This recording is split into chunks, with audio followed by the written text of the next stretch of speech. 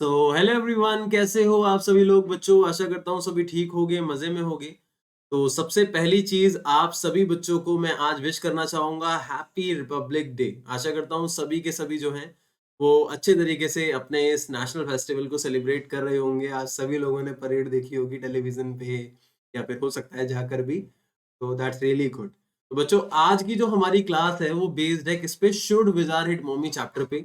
और मैं इसका जो इम्पोर्टेंट एनसीईआरटी कॉन्टेक्स्ट है वो आज आप लोगों के साथ डिस्कस करने वाला हूं, और आशा करता हूं कि आप पूरी की पूरी क्लास को देखोगे और उस क्लास के अंदर ये समझोगे कि यार क्या क्या चीजें हैं जो इस चैप्टर के अंदर बहुत ही ज्यादा इंपॉर्टेंट है। तो एक एक चीज को अच्छे तरीके से देखेंगे, समझेंगे, लेकिन वीडियो को एंड तक बच्चों जरूर देखना है, ठीक है।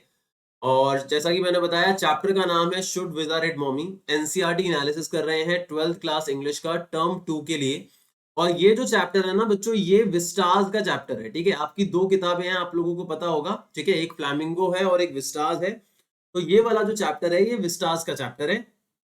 तो चलिए देखते हैं इस चैप्टर को और सारी की सारी चीजों को इसमें समझने की कोशिश करते हैं, ठीक है। तो और दूसरी चीज बच्चों, मेरा जो टेलीग्राम चैनल है Unacademy class 11th and 12th का, जिसमें मैं सारी की सारी स्पेशल क्लासेस की नोटिफिकेशन भेजता हूँ, इवन यूट्यूब को भी लेके आपको रिमाइंड करा देता हूँ कि आपकी कौन सी क्लास कब होने वाली है। तो मेक श्योर आप उस टेलीग्राम चैनल को ज्वाइन जरूर कर लें। अगर कोई भी बच्चा ऐसा है जिसने टेलीग्राम चैनल को ज्वाइन नहीं करा है तो अभी टेलीग्राम चैनल को ज्वाइन कर लो बच्चों, क्योंकि टेलीग्राम पे आप लोगों को क्लासेस की सारी अपडेट्स मिलती हैं।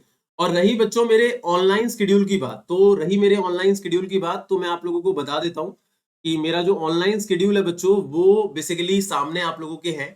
और आई वांट कि जितने भी बच्चे हैं वो सारे के सारे ऑनलाइन शेड्यूल को फॉलो जरूर करें, क्योंकि आई वांट कि कोई भी क्लास आप लोगों की मिस नहीं होनी चाहिए, ठीक है।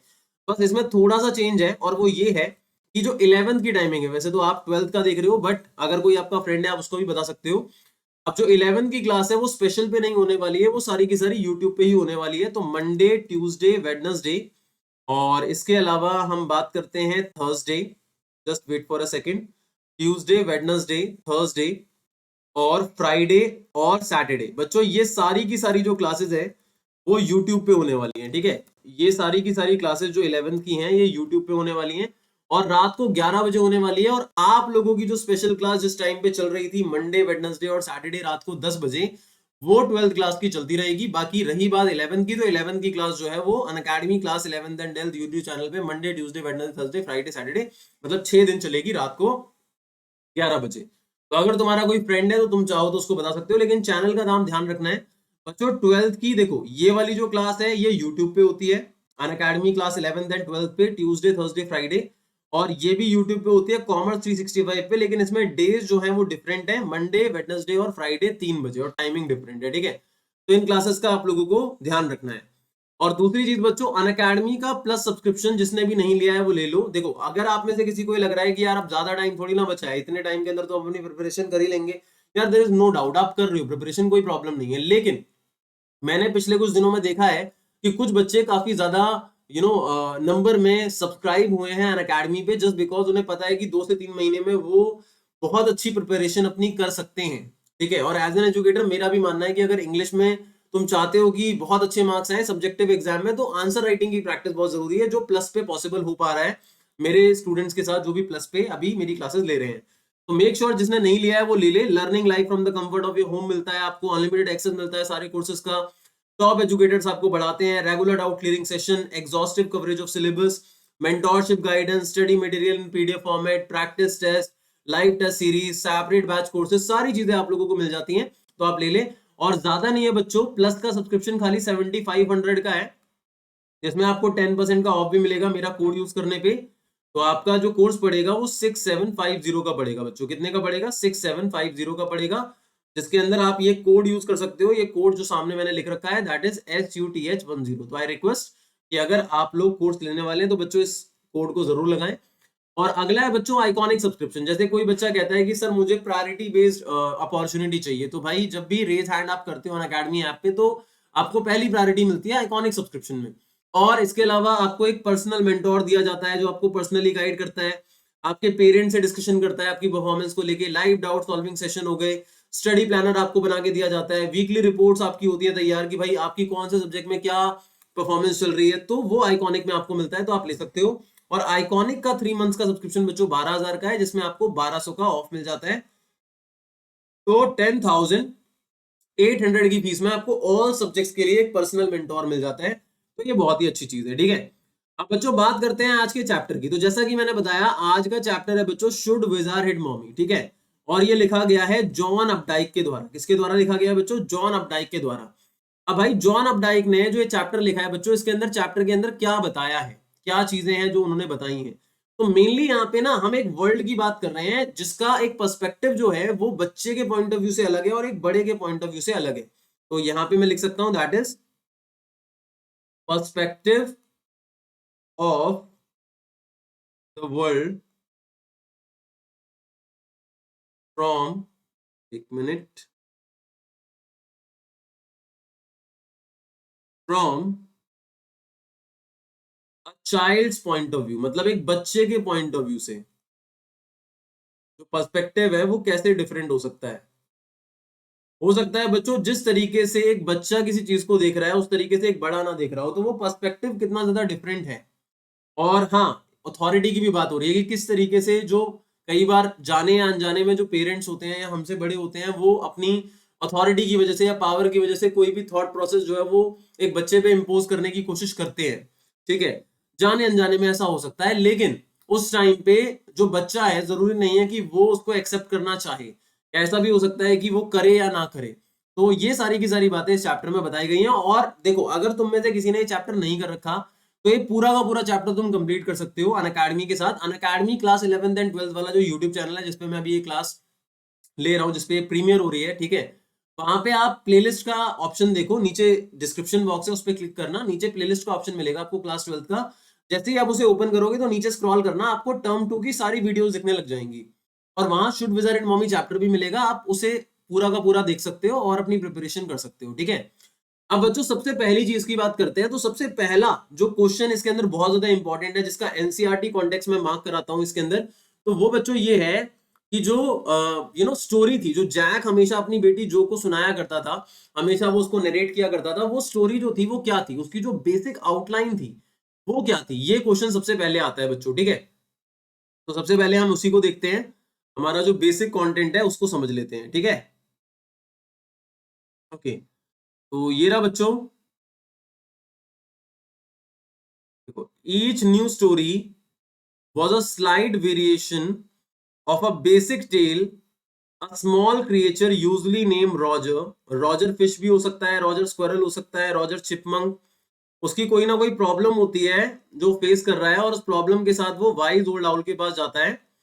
और जो आउल है जंगल का वो उसे एक जादूगर, एक विजार्ड के पास भेजता है और विजार्ड जो है वो मैजिक को परफॉर्म करके अपने जादुई मंत्र को बोल के उसकी प्रॉब्लम को सॉल्व कर देता है अपनी मैजिक वेंड की हेल्प से, जादुई छड़ी की हेल्प से। लेकिन बदले में वो उससे क्या मांगता है? पेनी मांगता है, कुछ कॉइन्स मांगता है, जो कि उससे ज्यादा होते हैं जितने उस रॉजर क्रिएचर के पास होते हैं। तो फिर वो उसको डायरेक्शन भी बताता है कि जाओ तुम मैजिक वेल के पास जाओ और वहां पे तुम्हें बाकी के जो पेनी है वो मिल जाएंगे। और वो वहां पे जाता है और उसे वो पैसे मिल जाते हैं और फिर उसकी जो क्या नाम है प्रॉब्लम है वो भी सॉल्व हो जाती है। तो ये एक बेसिक आउटलाइन है, देखा जाए तो ये बेसिकली एक बेसिक आउटलाइन है, ठीक है। What is this? Basic outline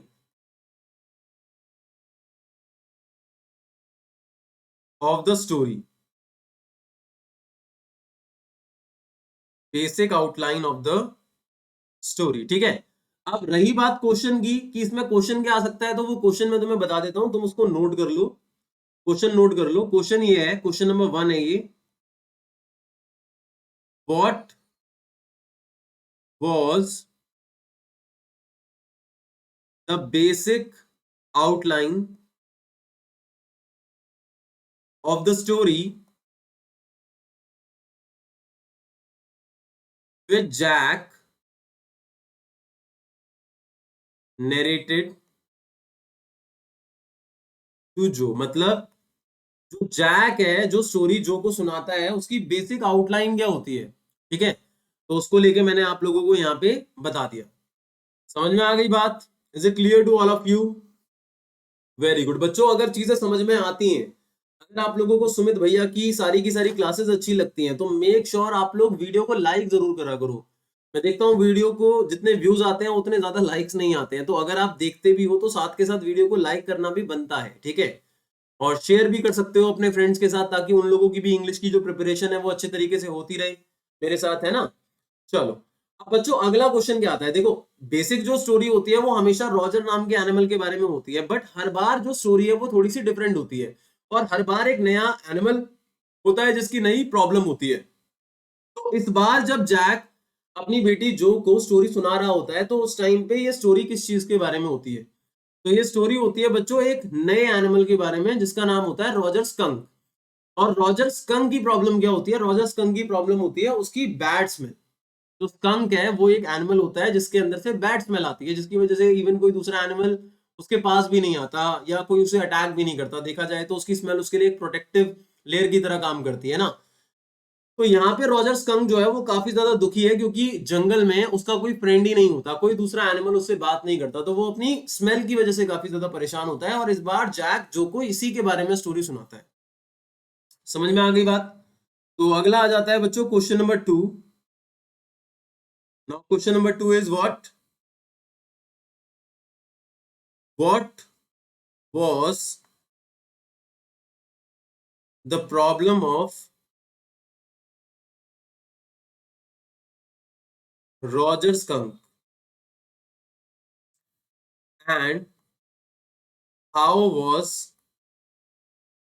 it finally solve? मतलब रॉजर स्कंक की प्रॉब्लम क्या थी और वो फाइनली सॉल्व होती कैसे है? तो बच्चों रॉजर स्कंक की प्रॉब्लम यही थी, ठीक है, कि उसकी बैड स्मेल थी जिसकी वजह से कोई भी एनिमल जो था वो उससे बात नहीं करता था। और एट द एंड वो प्रॉब्लम कैसे सॉल्व हुई? जैसे हमेशा की तरह होता है, ठीक है, जैसे हमेशा की तरह होता है कि जो विजार्ड है वो उसकी प्रॉब्लम को सॉल्व कर देता है with the help of his magic band, और बदले में उससे पैनी मांगता है। तो वही सारी की सारी चीजें हैं, लेकिन इस बार जो स्टोरी है वो थोड़ी सी अलग है। समझ में आ गई बात? चलो मैं तुम्हारे को इसका भी कंटेंट दिखा देता हूँ। Just wait for a second. देखो ये रहा, that is a new animal. A new animal, they must talk about skunks at the nursery school, ठीक है। अब उसकी स्टार्टिंग होती है, देखो ये रही यहाँ पे, ये रहा। Once upon a time in a deep dark woods, woods मतलब फॉरेस्ट, एक टाइनी लिटिल क्रिएचर था जो रहता था by the name of Roger Skunk, and he smelled very bad. He smelled so bad that none of the other little woodland creature would play with him. अब यहाँ पे देखो, ये जो आंसर है बच्चों, मैं यहाँ पे कंटेंट मार्क तो कर रहा हूं, लेकिन इस चीज को ध्यान रखो कि पूरा पूरा कंटेंट आप कॉपी पेस्ट करके नहीं लिख सकते। यहाँ बस कंटेंट दिया गया है जिससे आपको समझ में आ रहा है कि प्रॉब्लम क्या है। आप थोड़े बहुत वर्ड्स को यूज कर सकते हो, ठीक है, प्लेसेस के नेम्स को यूज कर सकते हो, वुडलैंड क्रिएचर्स वर्ड यूज कर सकते हो, लेकिन आप पूरा कॉपी पेस्ट नहीं कर सकते। इस चीज को ध्यान रखो।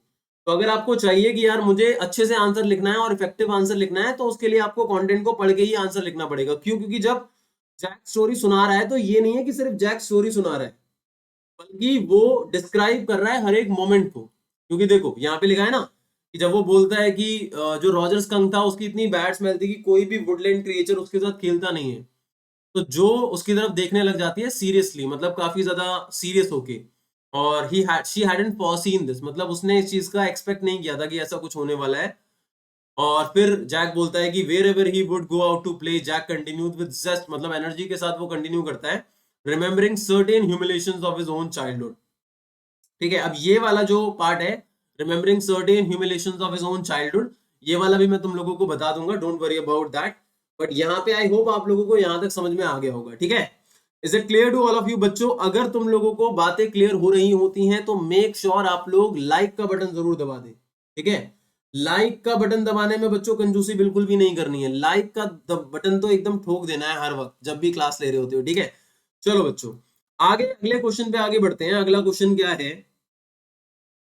अगला क्वेश्चन बच्चों ये है कि देखो, अब जैक जब स्टोरी सुना रहा था तो जैक जो था वो चाहता था कि जो सो जाए, और वो जल्दी से जल्दी जो को सुलाना चाहता था और वहां से जाना चाहता था। तो ऐसा क्या रीजन था कि जैक जो है वो स्टोरी जो है उसको जल्दी खत्म करना चाहता है, या फिर चाहता है कि जो सो जाए? What was the reason behind that? तो उसका रीजन बच्चों ये था कि उसकी जो वाइफ है क्लेयर, वो 6 मंथ्स प्रेग्नेंट है और ये उनका थर्ड बच्चा होगा। सेकंड बेबी जो है वो बॉबी है, जो ऑलरेडी अपने पालने में सो चुका है, क्रेडल में सो चुका है। और क्लेयर जो है वो नीचे रेनोवेशन के वर्क में फर्नीचर को मूव कर रही है, छोटा मोटा काम कर रही है, और वो अपनी वाइफ की हेल्प करना चाहता है। तो ये रीजन था कि वो चाहता था कि जो जल्दी से जल्दी सो जाए। ठीक है, क्वेश्चन नंबर 3 देख लो। That is why did Jack,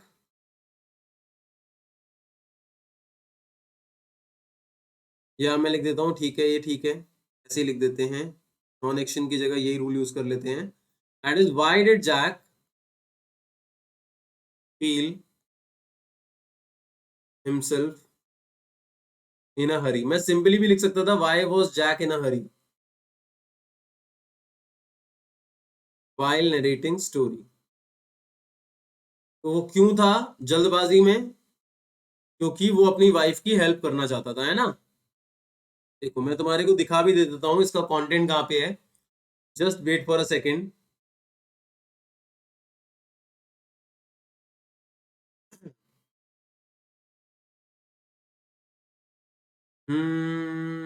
just wait wait wait wait wait.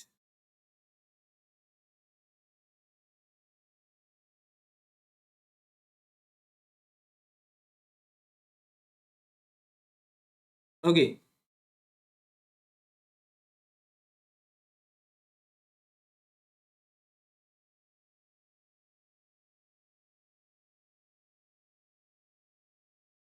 देखो बच्चों, ये रहा that is downstairs some more furniture rumbled, moved.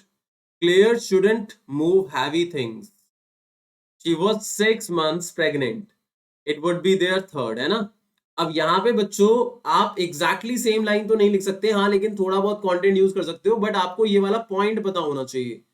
सारी चीजें सीधी सीधी नहीं परोसी गई हैं चैप्टर के अंदर, आपको चीजों को समझ के आंसर करना पड़ेगा, इस चीज को ध्यान रखो।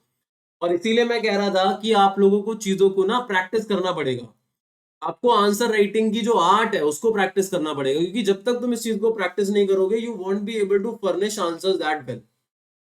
अगर आप चाहते हो कि आप आंसर्स को तगड़े तरीके से फर्निश करो तो उसके लिए इन चीजों का पता होना बहुत जरूरी है, इनको प्रैक्टिस करना बहुत ज्यादा जरूरी है। जो पॉसिबल होगा उन्हीं बच्चों के लिए जो इसको प्रैक्टिस करेंगे। और हाँ, प्रैक्टिस करने के साथ साथ गाइडेंस बहुत ज्यादा जरूरी है कि हाँ यार, यहाँ पे ये गलती है, यहाँ पे ये गलती है, ये चीज पता होना बहुत ज्यादा जरूरी है। समझ में आ गई बात? Is it clear to all of you बच्चों? जल्दी से बता दो। अगर तुम लोगों को चीजें समझ में आ रही है तो मेक श्योर कि आप लोग इस वीडियो को लाइक जरूर कर दें, ठीक है। चलो बच्चों, आगे बढ़ते हैं अपने अगले क्वेश्चन की तरफ। तो अगला क्वेश्चन क्या कह रहा है, चलिए देखते हैं। बच्चों देखो, अब होता क्या है कि यहाँ पे देखा जाए तो ये स्टोरी जो है, ये जो स्टोरी है वो कहीं ना कहीं जैक की खुद की जो लाइफ है, जो उसका खुद का चाइल्डहुड है, उससे इंस्पायर्ड है। तो रॉजर स्कंक की स्टोरी जैक के खुद के चाइल्डहुड से इंस्पायर्ड कैसे है, हम ये कैसे कह सकते हैं? अब ऐसा इसलिए बोला गया है, यहाँ पे देखो लिखा भी है, मैं तुम्हें मार्क करा देता हूं, आप अपने रजिस्टर में इसे नोट कर लेना। देखो ये लिखा है, जैक जब स्टोरी सुना रहा था, व्हेन जैक कंटिन्यूड विद जेस्ट, जब वो जेस्ट के साथ, एनर्जी के साथ सुना रहा था स्टोरी, तो वो रिमेंबर करता है, मतलब याद करता है, किस चीज को याद करता है? सर्टेन ह्यूमिलेशंस, इंसल्ट, अपने खुद के चाइल्डहुड की। ठीक है, अब वो क्यों ह्यूमिलेशंस को याद करता है, यहाँ पे रीजन क्या था बच्चों, मैं बता देता हूँ। देखो, जब जैक खुद छोटा था तो उस पॉइंट ऑफ टाइम पे जैक ये चाहता था, सॉरी, जैक हमेशा जो है वो बुली किया जाता था दूसरे बच्चों के द्वारा, मतलब जो भी उसके कंपैरिजन में ज्यादा स्ट्रांग हुआ करते थे वो उनसे बुली किया जाता था हमेशा। बच्चे उसको धमकाते थे या फिर उसको डरा के रखते थे। और हमेशा उसकी जो मदर थी, उसकी खुद की जो मदर थी, वो उसके लिए बहुत ज्यादा प्रोटेक्टिव थी और उसकी मम्मी हमेशा उसे प्रोटेक्ट किया करती थी। तो उस पर्टिकुलर पॉइंट ऑफ टाइम पे जो जैक है वो अपनी मदर से बहुत ज्यादा अटैच होता है, और उसके लिए जो मदर का रोल होता है, जो मदर की फिगर होती है, ठीक है, वो वर्शिप करने वाली एक आइडल की तरह है यहाँ पे, एक तरीके से देखा जाए। और वो कभी इस चीज को एक्सेप्ट कर ही नहीं सकता कि मदर जो है वो गलत हो सकती है। और यही एक रीजन है कि रॉजर स्कंक वाली जो स्टोरी है उसके अंदर भी लास्ट में वो रॉजर स्कंक की जो मदर है उसके करेक्टर को भी जस्टिफाई करता है, क्योंकि वो उसकी मदर के अंदर अपनी मदर को भी देखता है, अपनी मदर का शेड भी वहां पे वो देखता है। और उसका ये मानना है कि जो बच्चे हैं उनको अपने पेरेंट्स की बातों को डायरेक्टली एक्सेप्ट कर लेना चाहिए, उसे ज्यादा रीजन नहीं करना चाहिए, जिस तरीके से उसकी बेटी जो कर रही थी। समझ में आ गई बात? और हाँ, और वो इसीलिए चाहता था कि जो है वो स्टोरी पे ध्यान भी दे, क्योंकि आपको पता है कि जो थी वो स्टोरी पे ज्यादा ध्यान नहीं दे रही थी, उसका ध्यान इसलिए नहीं था क्योंकि जैक ने वो स्टोरी इतनी बार नरेट करी है, उसका जो कंटेंट है वो इतनी बार रिपीट किया गया है कि जो को वो स्टोरी टिप्स पे पता है। इसीलिए जब जैक स्टोरी सुना रहा होता है तो वो बीच बीच में अपना जो अटेंशन है वो लूज करने लग जाती है, और वो चाहता था कि जो है वो हर एक बात को बहुत ध्यान से सुने, है ना। और लास्ट में इसीलिए क्वेश्चन भी ये बनता है कि लास्ट में अगर जैक ने स्टोरी की एंडिंग को चेंज कर दिया तो क्या रीजन था जिसकी वजह से उसने स्टोरी की एंडिंग को चेंज कर दिया। ऐसा क्या रीजन था जिसकी वजह से जैक ने स्टोरी की एंडिंग को चेंज कर दिया। तो यहाँ पे मैं एक क्वेश्चन और लिखवा देता हूं,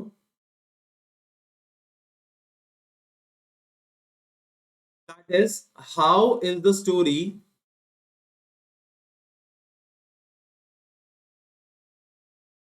inspired by Jack's own life. तो ये आप लोग लिख दोगे, मैंने आराम से आप लोगों को समझा दिया और पूरी की पूरी बात बता दिया। आई होप आप लोगों को पॉइंट क्लियर हो गया होगा। और बच्चों देखो, चैट स्क्रीन पे तो आप लिख रहे होते हो, लेकिन ये प्रीमियर्ड वाली क्लास होती है, तो यहाँ पे मैं तुम लोगों की जो भी बातें हैं या तुम्हारे जो डाउट है या कोई भी चीज है वो सुन नहीं पाता हूँ कई बार। तो मैं हर वक्त चैट पे नहीं होता जब वीडियो प्रीमियर हो रही होती है, कभी कभी होता हूँ। तो व्हाट आई वांट इज कि तुम लोग कमेंट सेक्शन के अंदर मेंशन करो, जो भी तुम्हारे को बताना है ना उस चीज को कमेंट सेक्शन में मेंशन करो, तो वो ज्यादा बेटर रहेगा। ठीक है, ये वाला हो गया आपका फोर्थ क्वेश्चन। अब इसके बाद आता है बच्चों, इसके बाद अगला वाला क्वेश्चन आता है। ठीक है, and that is what, that is why did Jack change the ending of the story. मतलब जो जैक है वो स्टोरी की एंडिंग को चेंज क्यों कर देता है, मतलब ऐसा क्या रीजन है जिसकी वजह से जैक स्टोरी की एंडिंग को चेंज कर देता है। ठीक है, तो मैंने आप लोगों को बताया कि जब स्टोरी एंड होने वाली होती है, स्टोरी का एंड कब आता है, जब रॉजर एनिमल की प्रॉब्लम सॉल्व हो जाती है और वो वापस जंगल जाता है, और तब उस टाइम पे स्टोरी खत्म होने वाली होती है। उस टाइम पे जाके जो है वो स्टोरी के अंदर इंटरेस्ट जो है वो लूज कर रही है और वो ध्यान नहीं दे रही है स्टोरी की तरफ। तो ये वो पर्टिकुलर मोमेंट था जब धीरे धीरे करके जैक जो है उसे गंदा लगता है, क्योंकि उसको वो कुछ ऐसा बता रहा था जो रियल था, और वो चाहता था कि उसकी बेटी जो है वो चीजों को समझे, है ना। लेकिन वो ध्यान नहीं दे रही थी, जिसकी वजह से वो जानबूझ के स्टोरी की जो एंडिंग है उसको चेंज कर देता है। ठीक है, अब देखो मैं यहाँ पे तुम्हें दिखा भी दे देता हूँ। ठीक है, just wait for a second.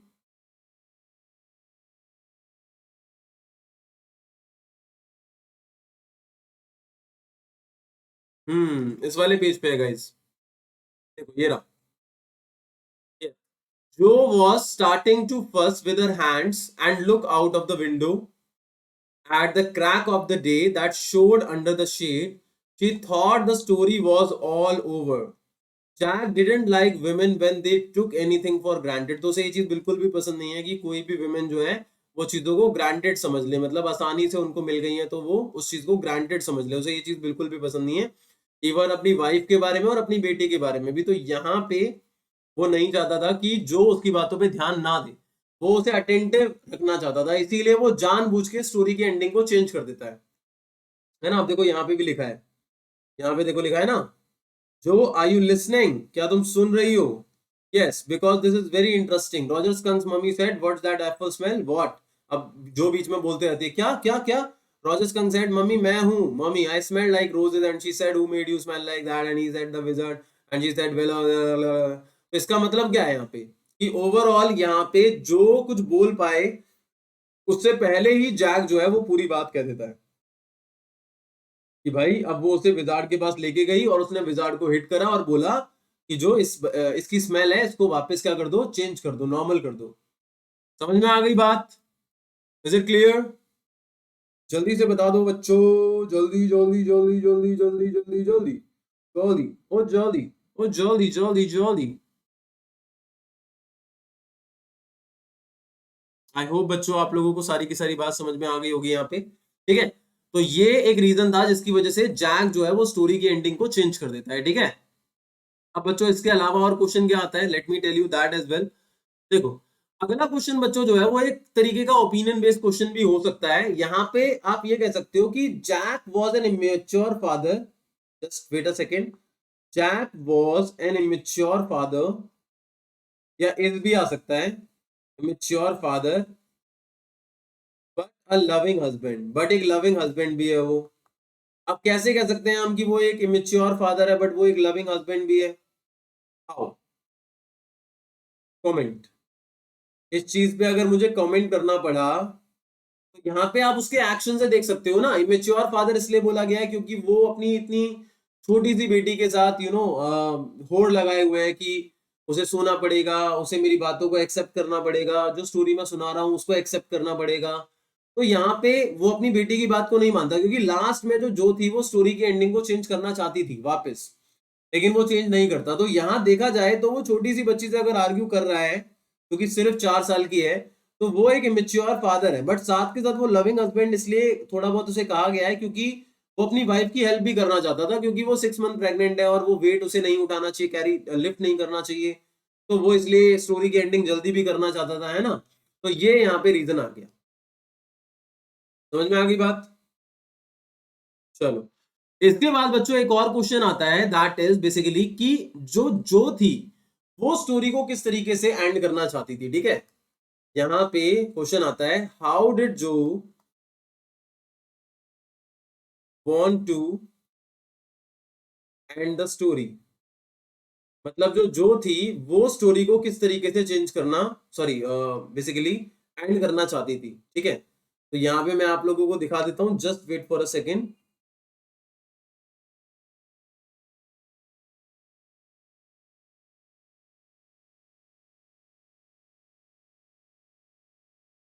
देखो ये, अब यहाँ पे जब जैक स्टोरी सुना रहा होता है और कंटिन्यू कर रहा होता है, तो उस पर्टिकुलर पॉइंट ऑफ टाइम पे जो अपने डैड के लिप पे उंगली लगा देती है और कहती है कि बाद में क्या हुआ कि इंस्पिरेशन केम टू हर, और उसने क्या बोला, then the wizard hit her on the head and did not change that little skunk back.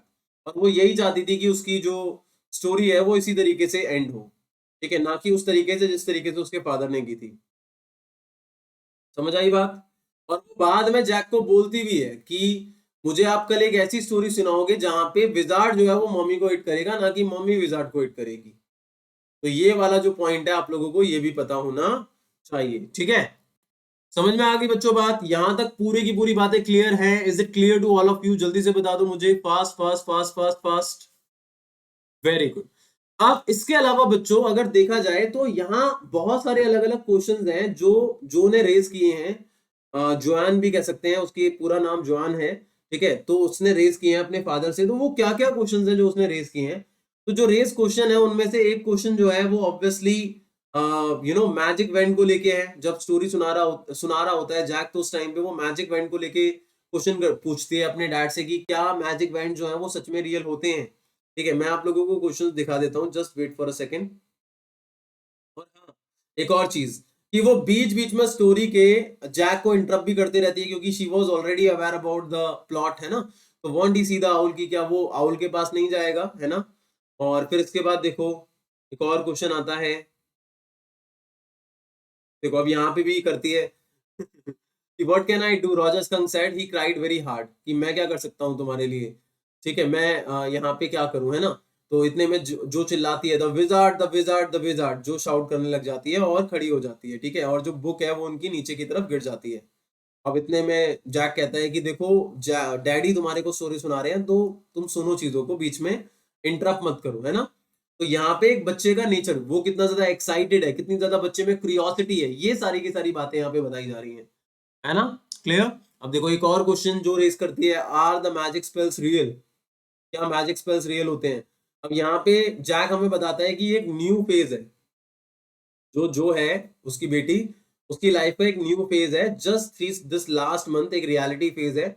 उसने थोड़े दिन पहले कहा, व्हेन ही टोल्ड, मतलब जब जैक ने पूछा, बोला जो को कि स्पाइडर जो है वो बग्स मतलब इंसेक्ट्स को खाते हैं, तो वो अपनी मम्मी के पास जाके पूछती है कि क्या वो सच में खाते हैं। और जब उसकी वाइफ मतलब क्लेयर जो है वो जो को बताती है कि गॉड जो है, भगवान जो है वो आसमान में रहते हैं, तो वो अपने फादर के पास आके पूछती है।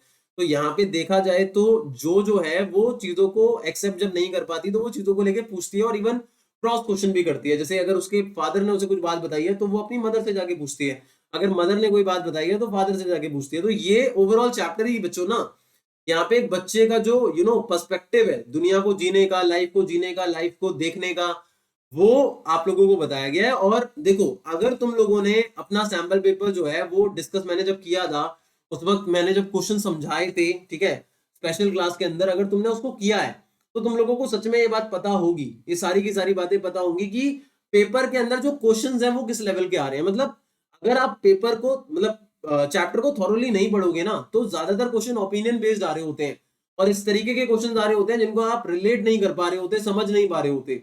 तो आई वांट कि आप में से हर एक बच्चे को ना एक एक लाइन पता हो, एक एक वर्ड पता हो, एक एक चीज बताओ, जिससे कि उसे समझ में आए कि हाँ एट द एंड मुझे आंसर करना क्या है। क्योंकि देखो, तुम आंसर जान के कर भी क्या लोगे? अगर तुमने आंसर लर्न कर लिए तो तुम उससे कर भी क्या लोगे? अगर तुम क्वेश्चन को ही कॉम्प्रहेंड नहीं कर पाए, if you are not able to write the answer because you are not able to comprehend the question even, तो करोगे क्या इस चीज का ना? तो इसीलिए बहुत ज्यादा जरूरी है बच्चों की, जिस बच्चे ने भी यहाँ पे क्या नाम है प्लस का अगर कोर्स नहीं लिया है, तो बच्चों प्लस का कोर्स आप लोग जरूर ले लो। मेरा ऑलरेडी एक शाइन बैच चल रहा है, यहाँ पे सारे क्वेश्चन जो है वो शुड विज़िट मम्मी के अभी के लिए हो जाते हैं। तो मेरा एक शाइन बैच चल रहा है, आप शाइन बैच के लिए एनरोल कर सकते हो। अगर कॉमर्स के लिए करना है तो ब्रह्मास्त्र बैच के लिए कर सकते हो बच्चों, ब्रह्मास्त्र बैच भी चल रहा है।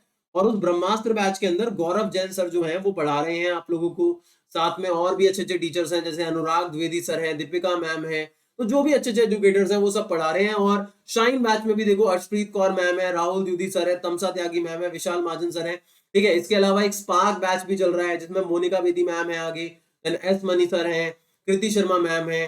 तो जिससे भी जो सब्जेक्ट आपको पढ़ना है, इतने अच्छे अच्छे बैचेस चल रहे हैं, आप सारे बैचेस के अंदर आ सकते हैं। और ऑब्वियसली जहां पे आपको जो चीज समझ में आ रही है, सारे बैचेस का एक्सेस आप लोगों को मिलेगा, तो आप उस चीज को कंप्लीट भी कर सकते हैं। समझ में आ गई बच्चों बात? Is it clear to all of you? ठीक है। अच्छा, मैं एक इंपॉर्टेंट बात बताना चाहता था आप लोगों को कि मेरी आज बच्चों एक स्पेशल क्लास है, और इनफैक्ट आज ही नहीं, मेरी कुछ और भी क्लासेस हैं जो होने वाली हैं। तो मैं चाहता हूं कि आप लोग उन क्लासेस को ज्वाइन जरूर करो, स्पेशल को। तो मैं एक बार तुम्हें दिखा देता हूं कि मेरी कौन सी क्लास होने वाली है।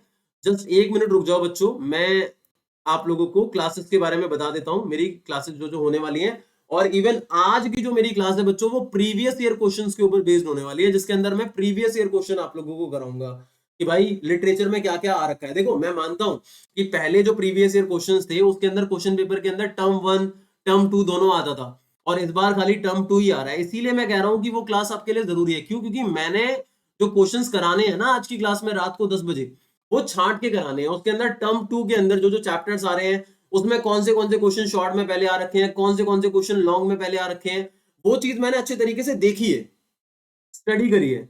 उसके बाद ही मैं आप लोगों को उसके बारे में बताऊंगा ना। समझ में आई बात?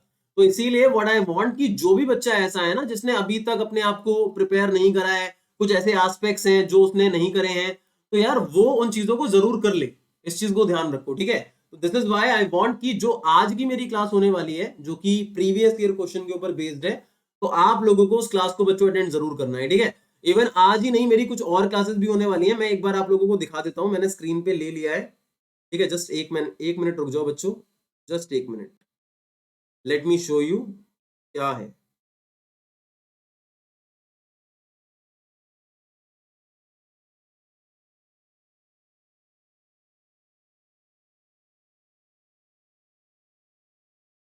जस्ट हो गया डन।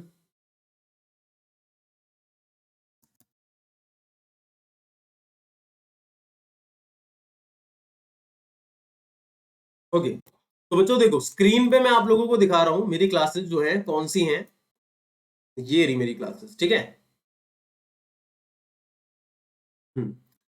आज की क्लास देखो किस चीज की है। आज की क्लास हमारी है प्रीवियस ईयर क्वेश्चंस एनालिसिस पे, ठीक है।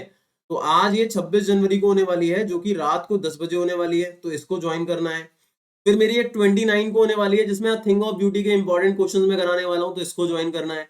फिर मेरी एक क्लास होने वाली है 31 जन को, जिसके अंदर मैं आर्ट जेनिफर टाइगर के मोस्ट इंपॉर्टेंट क्वेश्चन जो है वो कराने वाला हूं, तो इसको एनरोल करना है। तो जितनी भी क्लासेस हो सकती है ना, उन सारी क्लासेस को एनरोल करा करो, किसी भी क्लास को छोड़ा मत करो, क्योंकि सारी की सारी क्लासेस ही बच्चों आप लोगों के लिए इंपॉर्टेंट होती हैं। और हर एक क्लास में ना आपको कुछ ना कुछ सीखने का मौका मिलता है। तो why should we leave that opportunity?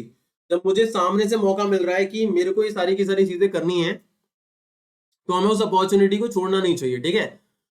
और जैसा कि बच्चों मैंने बताया कि आप लोगों का प्लस सब्सक्रिप्शन जो है वो आप ले सकते हो, लेकिन अगर कोई बच्चा प्लस सब्सक्रिप्शन ले नहीं पाता है, तो वो अनअकैडमी का कॉम्बैट स्कॉलरशिप टेस्ट जो बच्चों है उसमें एनरोल अपने आप को कर सकता है। कॉम्बैट स्कॉलरशिप टेस्ट 11 12 दोनों क्लासेस के लिए होता है। अपने फ्रेंड्स को भी इन्फॉर्म कर सकते हो अगर कोई 11th क्लास का है या 12th क्लास का है। फ्री रजिस्ट्रेशन होता है उसका। अगर पहली बार आप अनअकैडमी ऐप इंस्टॉल करोगे तो आप SUTH10 कोड से अपने टेस्ट को या फिर अपने क्लासेस को अनलॉक कर सकते हो। इस कोड को कहीं पे नोट कर लो, कैपिटल में SUTH है और फिर 10 एक साथ लगेगा। इंग्लिश हिंदी दोनों में है। 30 क्वेश्चन 60 मिनट्स में आंसर करने होते हैं। हर एक क्वेश्चन का आपको डिटेल वीडियो सॉल्यूशन भी मिलता है। रैंक 1 से 3 के जो बच्चे हैं उनको 1 ईयर का प्लस सब्सक्रिप्शन बच्चों फ्री मिलता है। ठीक है। रैंक 4 से 10 वालों को 75% स्कॉलरशिप, 11 से 50 वालों को 50% स्कॉलरशिप और 51 से 150 वालों को 25% स्कॉलरशिप। तो मेक श्योर अगर किसी ने नहीं कराया ना ज्वाइन तो वो कर ले। ठीक है। 1 करोड़ तक की वर्थ के प्राइजेस जो है वो हर Unacademy scholarship test combat test के अंदर जो अनअकैडमी है वो बच्चों को देता है। इसके अंदर कोर्सेज भी इंक्लूड है ना। तो एवरी संडे बच्चों ये 1 बजे होता है। इसके लिए एनरोल कर लो, नीचे डिस्क्रिप्शन बॉक्स में आपको लिंक मिल जाएगा। और रैंक 1 2 और 3 ये 3 रैंकर्स जो होते हैं इनको मेडल्स दिए जाते हैं। ठीक है। और टॉप 25 रैंकर्स को सर्टिफिकेट्स मिलते हैं। 100% तक की स्कॉलरशिप है बच्चों। तो मेक श्योर अगर किसी बच्चे ने ज्वाइन नहीं करा है तो वो अपने आप को कर ले। ठीक है। अगली जो चीज है बच्चों वो क्या है वो भी मैं आप लोगों को बता देता हूं। अगली चीज जो है that is basically Unacademy Prodigy test. बच्चों अगर आप अनअकैडमी प्रोडिजी टेस्ट के अंदर अपने आप को एनरोल करना चाहते हो तो आप अगेन उसके लिए भी SUTH10 जो ये कोड है इसका इस्तेमाल कर सकते हो। ठीक है। और आप लोग आराम से फ्री में इसमें एनरोल कर सकते हो। पहला जो टेस्ट हुआ था वो 23rd को हुआ था और इस बार वाला जो टेस्ट है बच्चों वो होने वाला है आपका 29 जन को। ठीक है। और 11 12 जेई के लिए अगर आप एनरोल करना चाहते हो तो 10 बजे है। नीट के लिए एनरोल करना चाहते हो तो 2 बजे है। तो जितनी जल्दी हो सकता है बच्चों एनरोल कर लो। रैंक 1 को मैकबुक एयर, रैंक 2 3 को एप्पल आईफोन, 4 5 को Apple iPad, Amazon Echo Dot, rank 6 से 40 वालों को मिलेगा, 41 से 100 वालों को Amazon वाउचर मिलेंगे। ठीक है। तो मेक श्योर जितने भी बच्चे हैं वो इसके लिए ज्वाइन जरूर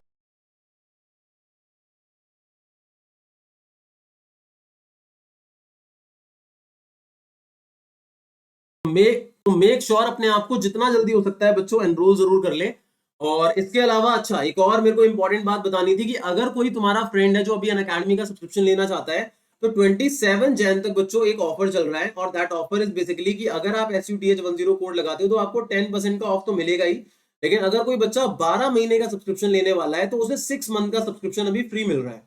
तो इसके बारे में भी तुम लोग अपने फ्रेंड्स को बता सकते हो जो भी स्पेशली 12 महीने का अपना सब्सक्रिप्शन लेने वाला है उसकी बहुत ज्यादा हेल्प हो जाएगी यहाँ पे। तो it is really very important. ठीक है। और 11th के भी बच्चों हमारे यहाँ बैचेस चल रहे हैं, पहले के चल रहे हैं। मैंने भी कुछ बैचेस बनाए थे तो उसके बारे में भी अपने फ्रेंड को, भाई बहन को, किसी को भी बताना चाहते हो बता सकते हो। और मेरी स्पेशल क्लास में बच्चों आपको रियल टाइम इंटरेक्शन मिलेगा। क्वेश्चन टैब पे क्वेश्चन पूछ सकते हो, लाइव पॉल ऑप्शंस मिलेंगे क्विज के लिए, पॉल लीडर बोर्ड होगा। तो ये सारी चीजें हैं, आप लोग इसके लिए एनरोल जरूर करें। एट द एंड बच्चों मैं कहना चाहूंगा thank you so much. Channel को सब्सक्राइब कर दो, बेल आइकन को हिट कर दो, वीडियो को लाइक शेयर कर दो बच्चों। और अगर तुम्हें नोट्स डाउनलोड करने हैं तो मैंने नीचे डिस्क्रिप्शन बॉक्स में नोट दे रखे हैं, आप जल्दी से डाउनलोड कर सकते हो। मिलते हैं तब तक बच्चों अपनी अगली क्लास में। तब तक के लिए बोलना चाहूंगा bye bye, take care, thank you so much for being here, lots of love बच्चों। आप लोगों के सपोर्ट से ही सुमित ठाकुर है। तो मेक श्योर मेरी वीडियो को लाइक करते रहें और चैनल को सब्सक्राइब जरूर कर दें। Thank you so much. At the end बच्चों कोड को जरूर लगाएं अगर कोर्स लेने वाले हैं, that is SUTH10। Bye bye, take care.